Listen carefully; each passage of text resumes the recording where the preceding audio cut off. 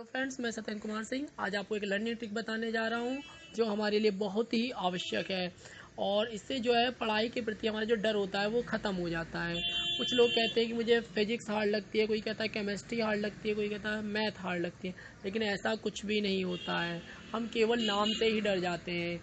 लेकिन रियलिटी ये होती है कि जैसे कि हम कोई सब्जेक्ट उठाते हैं, मान लीजिए हमने साइंस सब्जेक्ट उठा लिया और इस साल हमारे कोर्स में 24 लेसन है। कितने लेसन? 24 लेसन।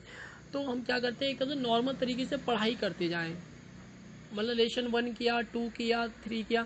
जो लेसन हमें नहीं आता है, मान लीजिए हमने पहला लेसन याद हो गया, दूसरा याद हो गया, तीसरा याद हो गया और चौथा याद नहीं हो रहा है, यानी वो हमें टफ लग रहा है, तो उसको छोड़ दीजिए। फिर पाँचवा कीजिए, तो पाँचवें में से आपको कुछ ना कुछ ज़रूर याद हो जाएगा।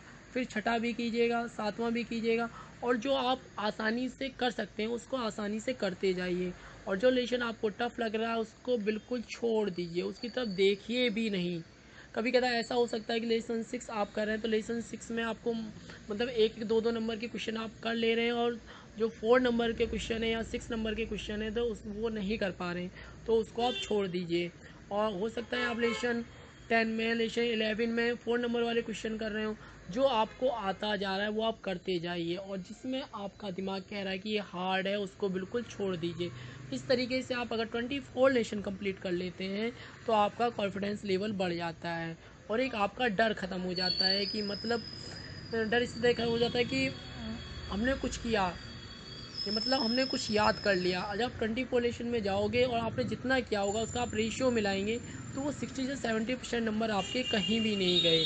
और एक हमारा डर ख़त्म हो जाता है कि साइंस में मतलब साइंस हमने पूरा कोई लेसन पढ़ा ही नहीं और उससे पहले इसको हार्ड बता दिया।